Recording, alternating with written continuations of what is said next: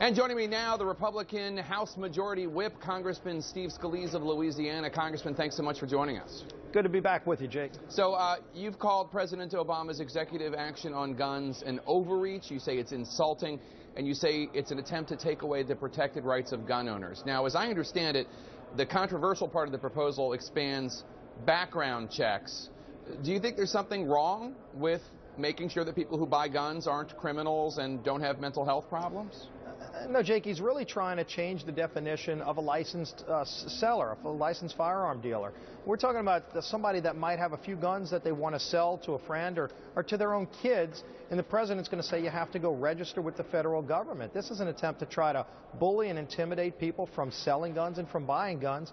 And it goes around the laws that are already on the books. Look, the president's not even enforcing existing law. That's where he should focus. But frankly, he's trying to change the subject and get away from the fact that he hasn't been able to defeat ISIS. He hasn't been able to keep them out of the United States. And instead of talking about that, he wants to talk about gun control. Well, many more Americans die every year, even if you remove suicides from the equation, from gun violence than have been killed by terrorists. I mean, that's not even a question. But going back to your argument, as I understand it, what the president's provision would do would change the definition of somebody selling guns, somebody that would be required to get a license, making it a requirement for those who sell competitively and to make a profit. So I don't know that that would impact the father-son scenario you just talked about. It would even apply to somebody that just sold a few guns. And look, not only does this really go after people that are not even dealers, these are just people that might want to sell to a friend or again, to a kid, to children. But the president's trying to impose $250,000 fines against people.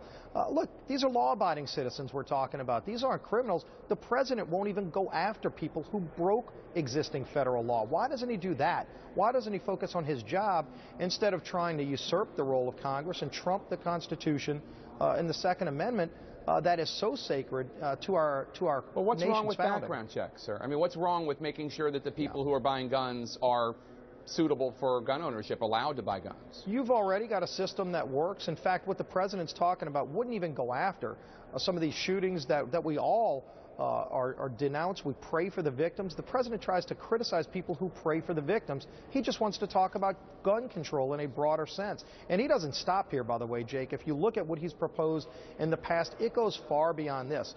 So anybody that thinks that this is where the president wants to end, this is just the beginning. He's had a history of wanting to take away the gun rights of law-abiding citizens, and we're not going to stand for it.